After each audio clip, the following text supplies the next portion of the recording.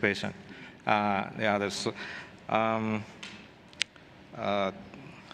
We have the very distinguished speakers today. And before that, I'm supposed to be the moderator of this session, Masaaki Sakamaki, and of the Japanese cell phone company, but formerly at the government. Actually, Mr. Suzuki, Vice Minister Suzuki, was my former colleague, a very able colleague, and I want to congratulate his promotion to Vice Minister. But I'm also impressed that he put up with the 35 years of government job, and I didn't expect that he would stay that long. I was fed up with this, so I got out of it early. Anyway, let me introduce the distinguished speakers. First, sitting back. By me, Mr. Shigeki Suzuki, from the 2016 G7 host country. He's the Vice Minister for International Affairs at the Ministry of Information and Internal Affairs and Communications. Shigeki heads the international policy and the policy coordination and the ministry. And second, Mr. Stefan Schnorr from the German government, which is a G20 presidency country, and Director General for Digital and Innovation Policy for the Federal Ministry for Economic Affairs and Energy. And Ms. Megan Richards from European Commission. She's a principal advisor to Director General of DG Connect. Ms. Kathy Brown, right here, President and CEO of ISOC, Internet Society. And Mr. Brown also, Ms. Brown also participated in the G7 multi-stakeholder conference that was held along with the ministerial in Takamatsu. Thank you for taking that long trip to a remote island. Well, I liked it there. And Dr. Makoto Yokozawa, he spearheads the Internet Economy Policy Working Group at the organization called Keidanren, which means the federation, Japanese Business Federation. It's the largest nonprofit organization. The members of the mostly the members major corporations in Japan. And at first, Mr. Suzuki is supposed to tell us all about the G7 summit and the ministerial meeting together with the multi-stakeholder conference. So please. Thank you, Chairman. And I feel grateful to share my presentation with all of you on the result of the expansion of the G7 ICT Minister meeting in Japan. My name is Shigeki Suzuki, and I serve as the Vice Minister for the International Policy Coordination at the Ministry of Internal Affairs and Communications, Japan. Japan held the G7 ICT Minister meeting in April. My presentation today focuses on the result of the discussion about Internet governance at the G7 meeting. ICT Multi-Stakeholders Conference was held with the participation of the industry, academia, and also the government, and etc. on that day just before the minister meeting in April. The result of the conference was reported at the G7 ICT Minister meeting. A G7 ICT Minister held a discussion with consideration of the report, result, and the recommendation from the multi-stakeholders conference.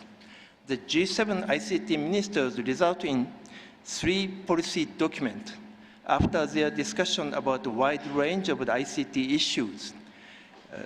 They agreed on many of the recommendations with regard to the agreement of Internet governance. In particular, support for a multi-stakeholders approach and the maintenance of the openness of the Internet was highlighted at the ministers' meeting. and reflected in the outcome documents. It can be said that their importance was widely recognized again. Some of the slides that is The both sides. Okay, I move to the slide 2. Incidentally, the G7 ICT ministers meeting were held for the first time in last 21 years. The previous G7 ICT minister meeting were held in Brussels in 1995 as an Information Society ministers meeting. At that time, moderator Mr. Sakamaki and I worked very hard. And that year, in 1995, was the timing the spread of the internet had started. In other words, it was the dawn of the internet. The G7 ICT ministers meeting was held at a time with the participation of policymakers in charge of telecommunications in anticipation of the coming of the information society. Over 2 decades have passed since then, and the internet has penetrated every corner of the society and economy and becomes an infrastructure or a platform that is indispensable not only for the economy, but also for social life in general. With the progress of the information society, mobile communications and broadband service has become widespread as means of the communications. And now the IoT, Internet of Things, is forthcoming, in which all things will be connected to the internet. Therefore, we thought that new visions and policies would be necessary, and it was time to discuss them. Globally connected world will be achieved in near future, in which digital device will be bridged. All people and things will be connected to a network, and a large volume of data will create economic and social innovations. We decided to call the forthcoming world the digitally connected world, and discuss the visions, principles, and policies for that world. The internet has been developed with the open participation of multi-stakeholders, the process of which has been maintaining the openness, transparency, and freedom of internet. Therefore, we saw that the participation of multi-stakeholders would be necessary for discussions about policy guidelines for the forthcoming IoT, big data, AI era. The multi-stakeholders conference was held on the day just before the G7 ICT ministers meeting. We had many experts representing the respective countries participated, who discussed topics along the agenda of the G7 ICT minister meeting. The result was reported at the beginning of the G7 ICT ministers meeting and reflected in the G7 ICT minister discussion. Next slide. The G7 ICT ministers meeting resulted in the issuance of 3 outcome documents. First one is the Charter of the Digitally Connected World.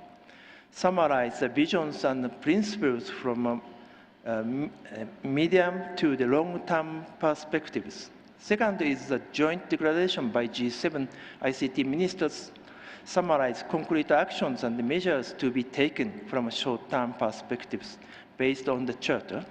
Third is the G7 opportunity for collaboration as an annex is a collection of the collaboration actioned with concrete efforts of each country. The Charter specifies 3 ideas as a goal to be achieved by the society in the digitally connected world. First one is improved quality of life. Second is economic growth through innovation. And third is sustainable and inclusive development. Then, as fundamental principles to achieve these goals, the Charter specifies the 4 points. First is promoting and protecting human rights. Second, promoting and protecting the free flow of information. Third is supporting a multi-stakeholder approach. Fourth is strengthen digitally connected and inclusiveness for all. On these basic principles, the Charter supports strategies to achieve the potential of the digitally connected world. These strategies are, first is promoting access to the ICT. Second is strengthening international collaboration of promoting the free flow of information, privacy, protection, and cybersecurity. Third is fostering innovation. Fourth is using ICT to address global challenges and opportunities. And last, strengthening comprehensive international cooperation and collaboration. The joint declaration summarizes concrete action to achieve these strategies. In order to achieve the action plans, G7 opportunities for collaborations as an annex was compiled with a collection of the collaborative actions enabling each country to share information and explore an expansion of their collaboration. Next slide, please. The joint declaration more concretely specified action to be promoted by each country, such as bridging digital divide and promoting and protecting the free flow of information. These actions and measures are the G7's commitment in pursuit of driving the movement of digitalization in the world, maximizing the benefit of economic growth and social reform through innovations, and enabling the global community, including emerging and developing countries, to share the result. These plans will not be accomplished by only the G7 as developed country. The understanding and collaboration of all countries, regions, and people are indispensable to the accomplishment of the plans. In that sense, today's opportunity here in the IGF, where multi-stakeholders worldwide internet community gathered, exactly meets the purpose of the government of Japan and the G7 countries. Next, please. In the future, we would like to disseminate the result of the G7 ICT ministers meeting in Japan, in many countries, regions, and people through various international conferences. The major part of the outcome was reflected in the OECD minister meeting on the digital economy in June and G20 Hangzhou summit in September, and APEC summit and ASEAN summit also. Furthermore, a meeting to follow up the progress of the achievement was held in Brussels on December 2nd. The participants in the meeting discussed how we should develop and implement these achievements towards next year's G7 summit and the ICT minister meeting in Italy. I would like to keep this momentum. By reporting at the IGF today, we are hoping that we can share the same understanding with a wide range of stakeholders, so leading to our collaboration with them. We have had Director General Stefan Schnow attended as a panelist from the German today. Germany, as a G20 presidency, is going to host the next G20 ICT minister meeting. From now on, we would like to discuss with stakeholders of various countries and regions for the agenda of next year's G7 and G20s in pursuit of more achievement. We would like to promote the cooperation of my stakeholders, not in only the G7 or G20 countries, but also in various places, and strive to achieve the digitally connected world and disseminate its benefit and make progress with all of you. Thank you all for listening so attentively. I'm sorry to become a little bit long. All right. Thank you, Mr. Suzuki, for sharing the information and also the number of public policy agenda that came out in the G7 meeting. I appreciate it. Now then, we could have European views from distinguished speakers from EC Commission and the German government. And could we have Ms. Megan Richards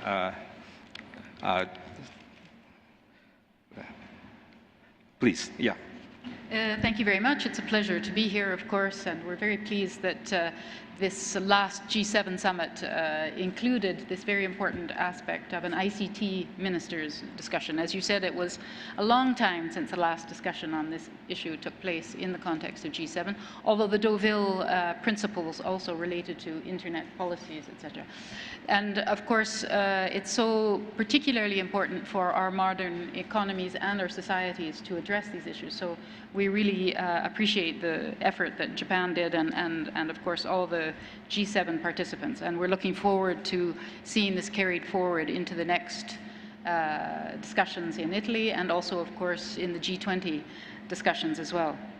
And I think one other aspect that I wanted to underline in particular was the aspect of having a multi-stakeholder contribution, that other stakeholders contributed, because the G7 is, of course, a governmental forum, but it's very important to hear the ideas and the contributions from other stakeholders. So I wanted to identify also, as you asked, what we are doing in Europe in the context of encouraging free flow of data, access to the internet, and fostering innovation.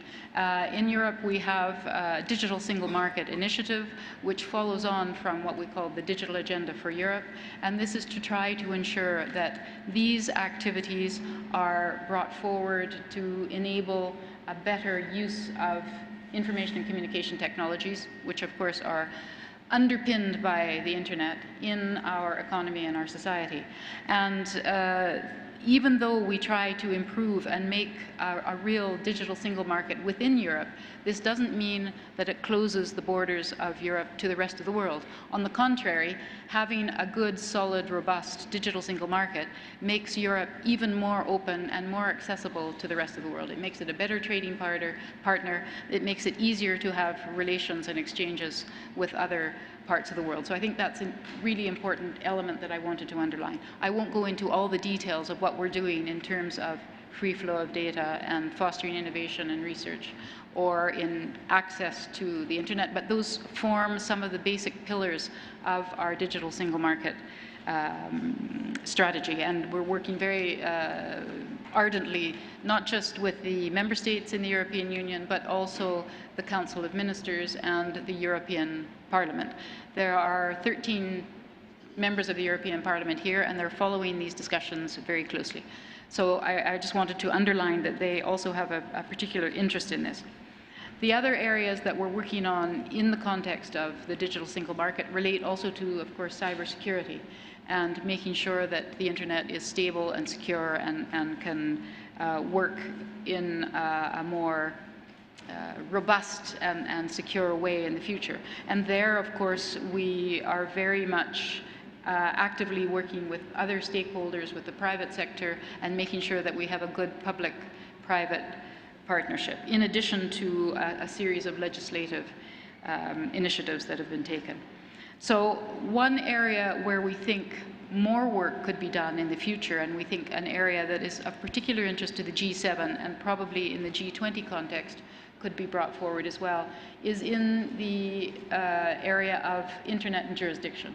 This is an issue which has particular resonance for governments, but it affects everyone. How do we manage the cross-border nature of the internet based on old Westphalian jurisdictional principles? This is a challenge for everyone, and I think that a lot of work has already been done by a number of interested parties in a multi-stakeholder context, but we think that the G7 is an area and a forum that could really push forward a bit on this issue. So we're hopeful that this is something that could be brought forward also into the G7 discussions in Italy next year. So I apologize profusely that I have to go to another meeting at 1 o'clock, but my colleague Sylvia will stay on, and I will hear the results of your discussion. And I wanted to thank again the Japanese for your initiative in this and continuing the work, and we expect our Italian partners to bring this forward in the future. Thank you very much. And the Germans, of course, in G20. Thank you. I understand the German government is working on the action plan in are the goals listed in the G7 ministerial meetings. So, Mr. Stefan Schnoor, could we have some views of the German government on these issues? Yes, thank you very much, Mr. Vice Minister Suzuki. Ladies and gentlemen, it's a great pleasure for me to be here with you today as a representative of the German government. I look forward to discussing the implementation of the results of the G7 final documents with you. The G7 meeting of the ICT ministers was indeed the first one for decades in which ICT and digital issues were discussed at a dedicated ministerial conference. We are therefore very grateful to our Japanese colleagues for taking up important digital policy issues and discussing them in the G7 context during the Japanese presidency. Even more important, it's now that we have achieved good results in Takamatsu. Let me stress one point which I would particularly like to highlight here at the IGF, the commitment to the multi-stakeholder model for Internet governance anchored in the Charter for a Digital Connected World. Germany finally supports this model both at national and at international level. The decision to transfer stewardship of the INA functions on 1st of October marks a further milestone in this multi-stakeholder model. The German government, represented by the Economic Affairs Ministry, was involved in this discussion. I myself attended the key meeting in Marrakesh in March, at which a joint proposal by the various stakeholder groups was presented. Ladies and gentlemen, the ICT Ministerial Conference in Japan adopted a Charter for a Digital Connected World and a joint declaration. These documents contained a whole range of tasks and objectives, and it would certainly take me far too long to list all the steps we have taken in Germany to bring our country into a digital connected world. I shall therefore simply give you some short examples. Point 1, building up a gigabit fiber optic network for Europe and Germany by 2025. This will involve setting the right framework conditions at both national and at European level. Beyond this, our goal is also to step up an investment fund for the future with a volume of around 10 billion euros for Germany. This is to enable all rural areas right across Germany to be connected up to gigabit networks. Point 2, a new age of entrepreneurship. Entrepreneurs provide new ideas and think about the economy in new ways. In 2015, a total of around 100 billion US dollars were invested in startups around the globe.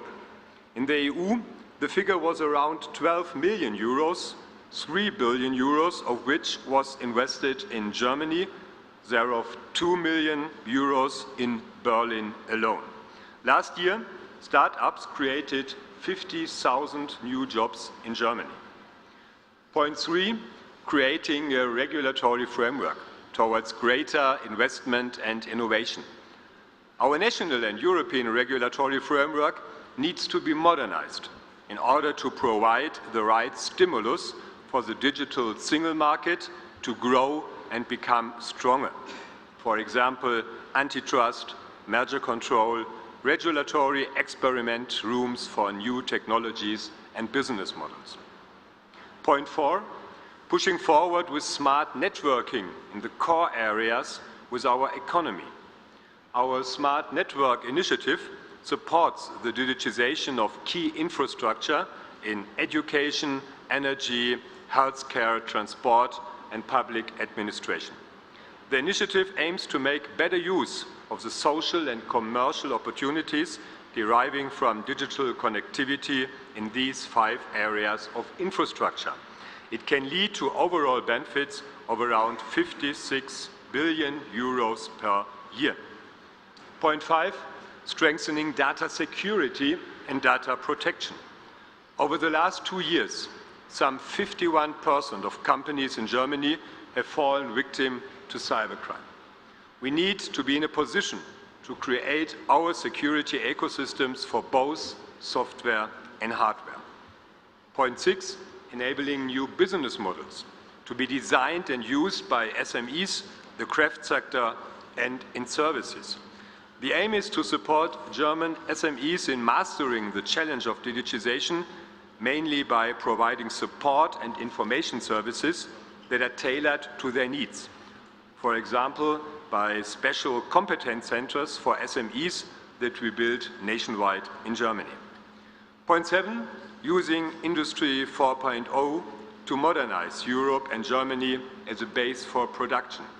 This process is being accelerated through the platform Industry 4.0.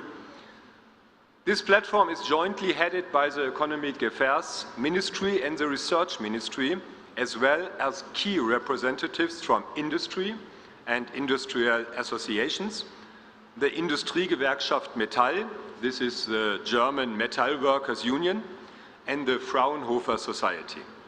It has developed into one of the world's largest networks in the field of the Internet of Things.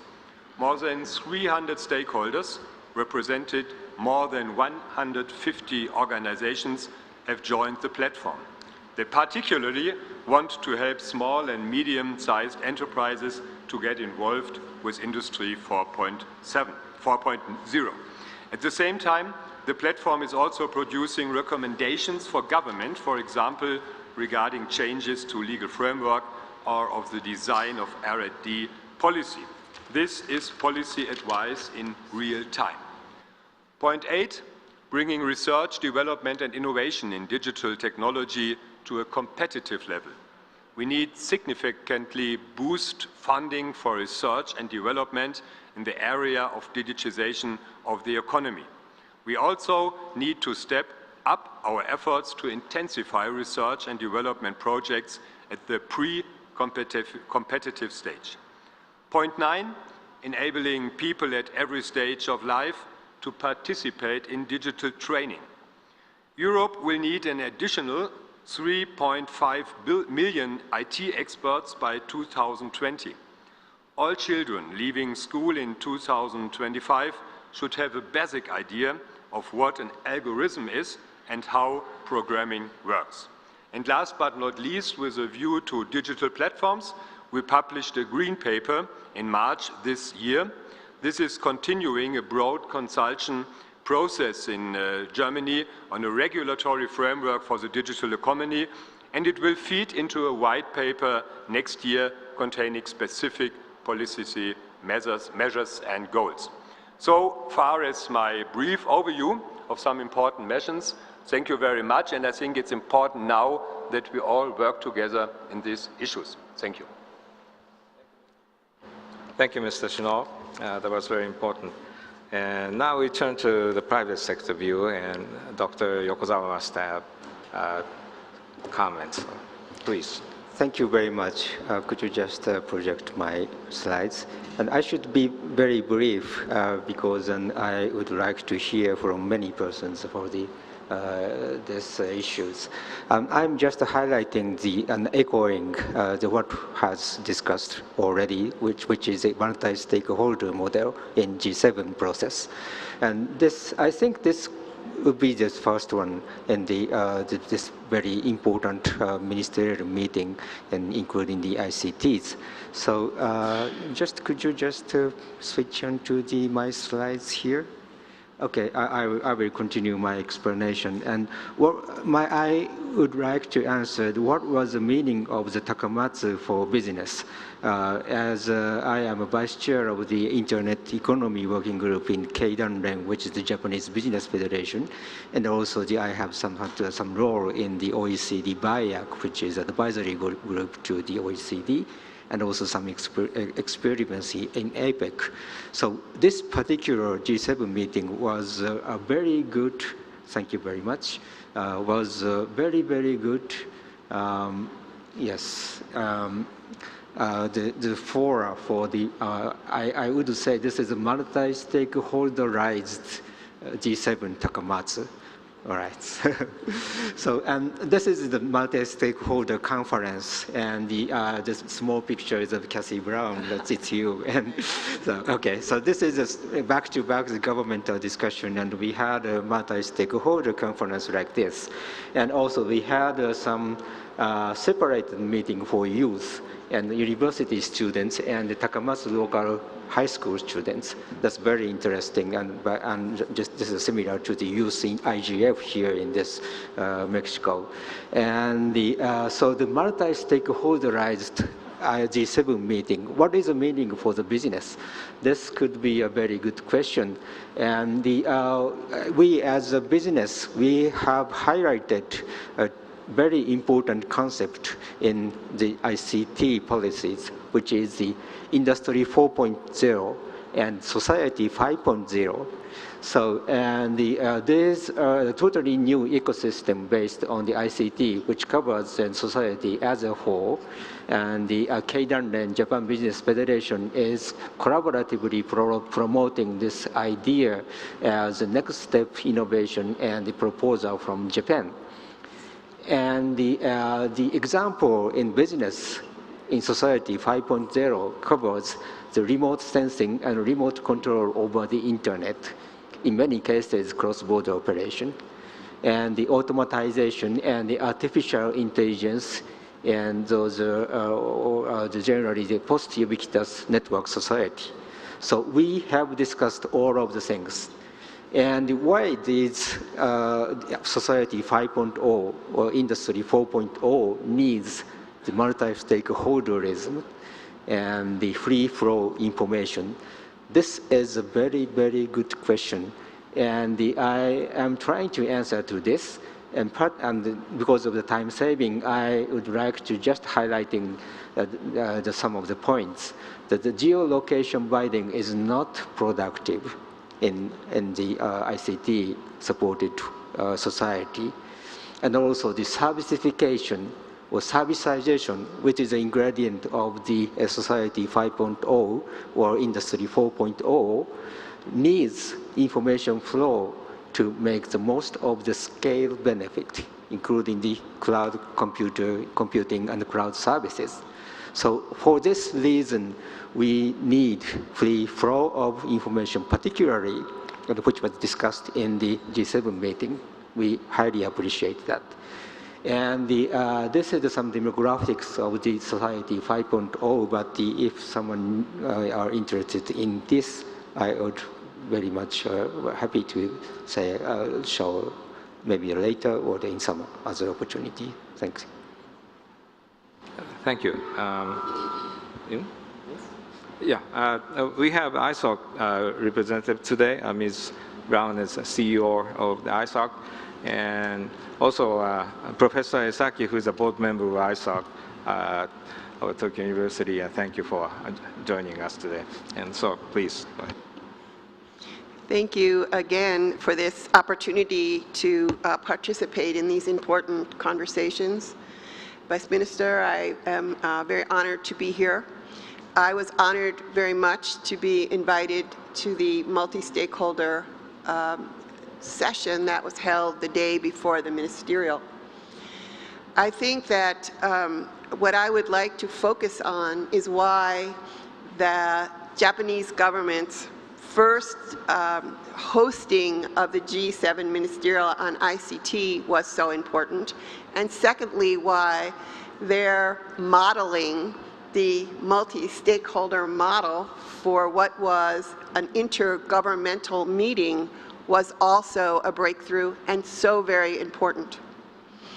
I would note first that the Japanese internet community is quite familiar and quite good with respect to a multi-stakeholder approach to the technological advancements that have happened and continue to happen in Japan. My colleague Hiroshi and others in the chapter in Japan have really developed a way to bring stakeholders together for very important issues, including issues around the Internet of Things issues around security, IPv6, and many other things where they do a very fine and very efficient job of ensuring that they reach consensus on important technical and policy matters. So I would say that Japan, and I've said this since the G7, is a beacon for other governments and for us as multi-stakeholder participants in how this can actually work in reality.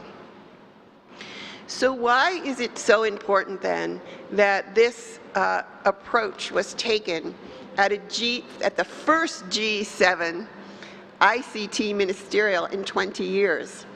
Because I think it reflected quite well the actual state of the Internet as it exists today.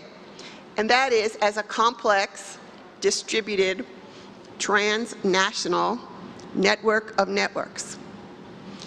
The discussions of the G7, of course, are about mutual issues of economic growth and resiliency and mutual aid in some respects all across the years. It is indeed odd that one hadn't discussed the effect of the Internet on this interrelated economic group of nations before then. So that it was discussed in this year is a good thing, and that it modeled how the discussion should go forward, I think, is actually quite promising. The year before, in December, the world's nations had come together in the review of the WSIS document, wherein all of the nations of the world discussed how they would think about the governance of the growth of the Internet across a 10-year period, and came back 10 years later and sort of ticked the box around things that they thought would happen and actually noted things that went beyond their expectations. The nations also adopted an output document that clearly embraced the multi-stakeholder process as the way we would govern ourselves as nations, as nation states, as an international community, both at the global level, at the sovereign state level, and at the local level, how we would govern ourselves with respect to the evolution, the use, and the issues that would arise on the Internet.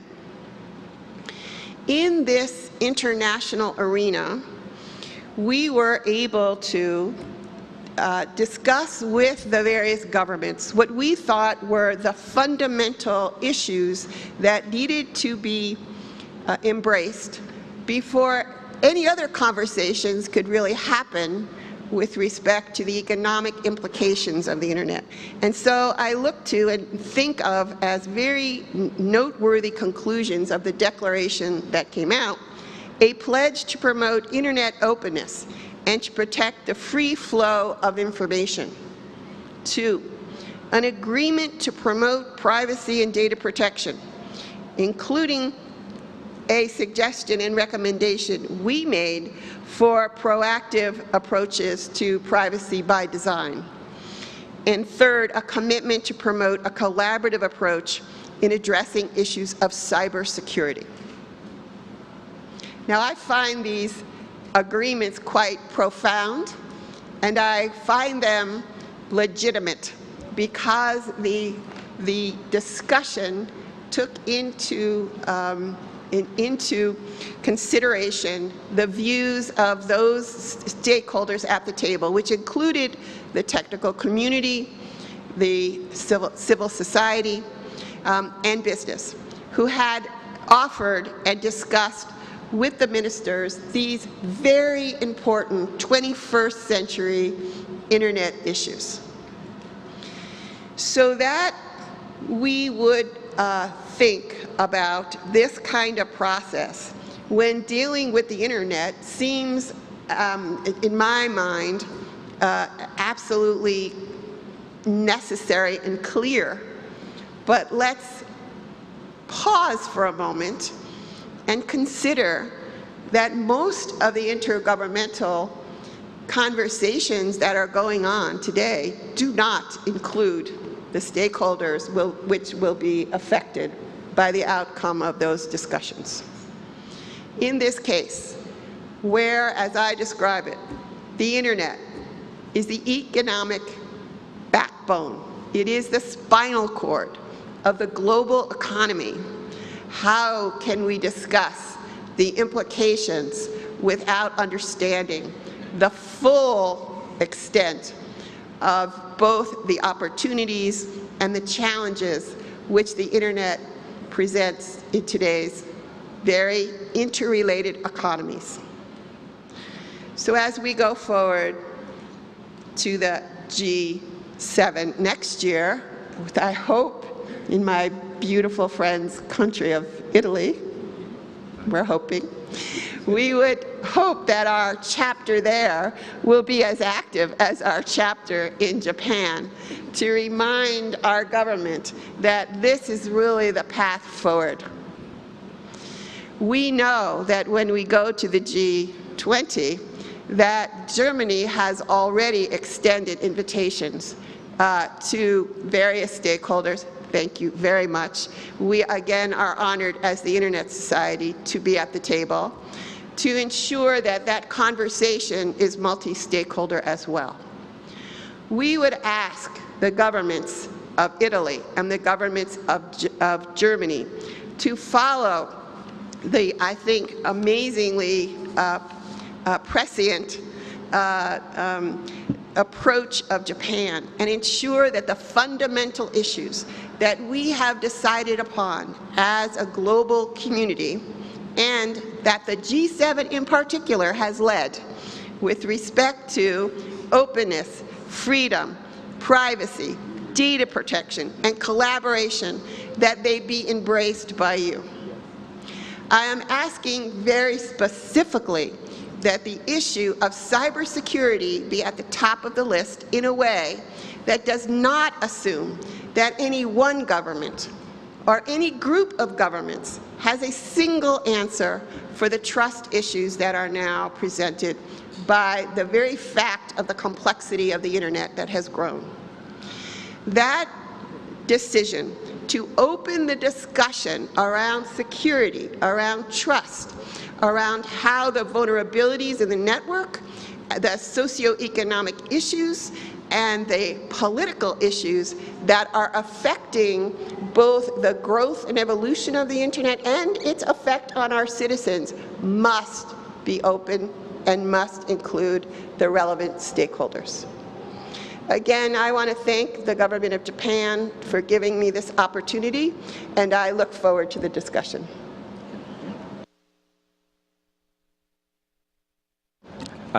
Thank you, Ms. Brown. ISOC is undoubtedly one of the most influential body in the internet community, so thank you for the good work, and we appreciate contributing to the internet community as a multi-stakeholder sort of initiative.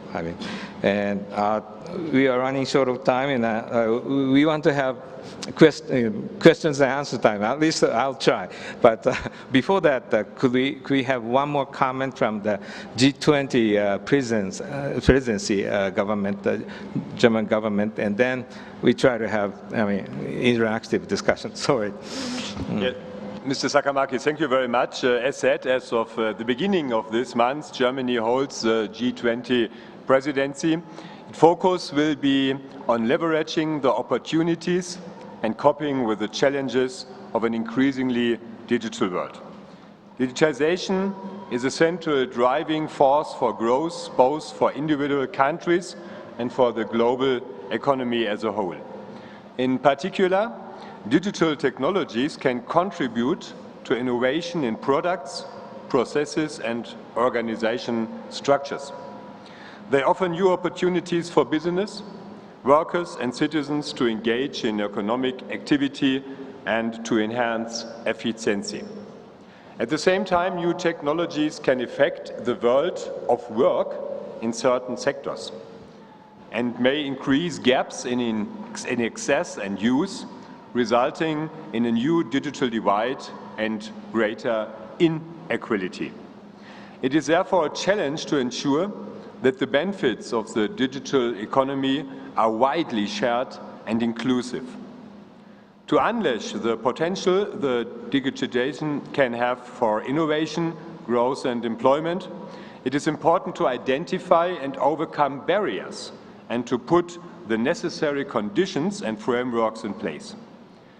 If we are to reap the benefits of digitization, we need to harmonize standards so that business, governments and individuals can take full advantage of the opportunities.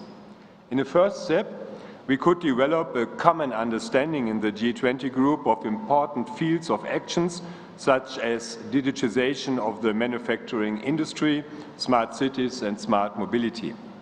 In a further step, we could work towards developing a joint action plan for standards, which recognizes that internationally harmonized standards and policies are a precondition for the integration of new policies.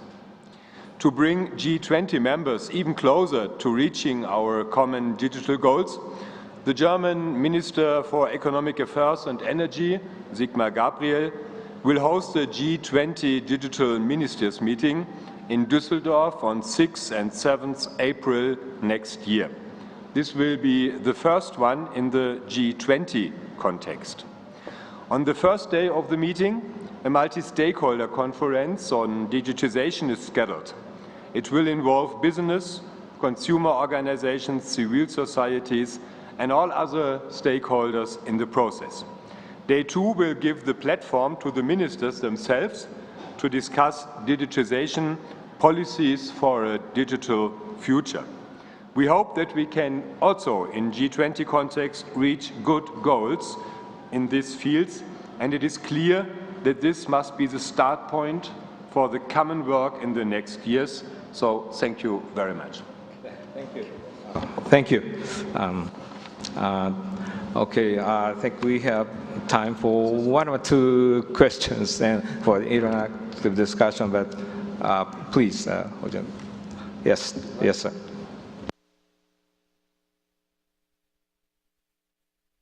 Okay. I wanted to say that I do not represent the government now because I am the chair of the Italian chapter of the Internet Society. But in the past, I had a lot of experience as a government representative, and actually, especially in 2011, I was a digital Sherpa for Foreign Affairs Ministry in France, for the meeting in France, and we elaborated a good document regarding the management of the Internet. And I'm glad that now you brought this, that is G7 and G20 are considered normally multilateral organizations. But now to bring this into the multi-stakeholder agenda is essential. And I thank you very much for this occasion. And then I will report to the government that is preparing this next meeting that will be held in Sicily, apparently, in Taormina. And so I hope that this will become something very important for the future of this kind of meetings. And actually something like that started even with Canada in 1995, that they set up a 12 project for experimentation of the Internet society, let's say. That is a good approach to be more coherent and convincing. Thank you. Thank you. Please, yes, sir. Yes, thank you. Mark Carver, UK government. UK is one of the G7. And first of all, our deep appreciation for Japan and and their presidency this year of the G7 in hosting an ICT ministerial conference. It's a very successful conference, as has been noted in earlier presentations at this meeting. And we were very appreciative indeed in ensuring that the G7 made a very solid commitment to supporting the multi-stakeholder process. And there was a multi-stakeholder conference, and we had inputs into the process of finalizing the G7 Charter and Declaration, and indeed the annex of opportunities for collaboration. We have a number of projects there, UK projects that we've included in the G7 text relate to smart cities, G5 innovation, digital access, including opportunities to collaborate on promoting access in developing countries, sub-Saharan Africa and so on. So the G7 process has been very significant on a number of levels in terms of addressing key challenges for the global digitalization of economy and enhancing social welfare and so on. And we look forward very much to continuing this important dialogue of examining issues and opportunities under the Italian presidency next year. And following the summit in Taormina, which Stefano Trumpi mentioned in May, there will be an ICT and industry ministerial conference in September in Turin on the 26th and 27th of September. And there will be a multi-stakeholder conference there. We're from the UK seat in G7 discussions, we were very supportive of ensuring that there are the inputs from stakeholders through the convening of a conference for private sector, civil society and others to contribute, and that will then inform and correlate to what we discuss as the G7 group of governments. So we look forward very much to that vital linkage with all stakeholders in preparing the next step for the G7 on ICTs and all the issues that we're going to address. So I want to make that point very clear, and the UK will continue to support that process of inclusive dialogue in the G7. Thank you. Thank you. I think we ran out of time. I'd like to thank the speakers for sharing with us a very important public policy agenda today, and also to all the participants of the Zoom today. Thank you for joining us. This concludes the open forum hosted by Japan.